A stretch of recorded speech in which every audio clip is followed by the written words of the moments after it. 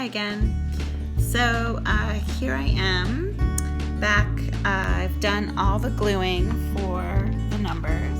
These are just really fun little accent pieces that you can play with. So you can see where I have just placed a few accent pieces in amongst the letters before I glue down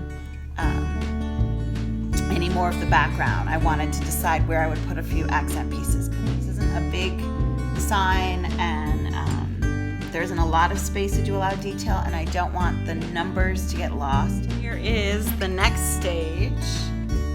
So as you can see, I have the black letters, but then I've outlined them with this light blue. Now I could fill in with more of the light blue, or I could fill in with some green, and I think I want to add the green now. You have to decide with your colors what's going to work, thinking about how it's going to look when the grout's done. So I think I'm going to play with this green and see what happens.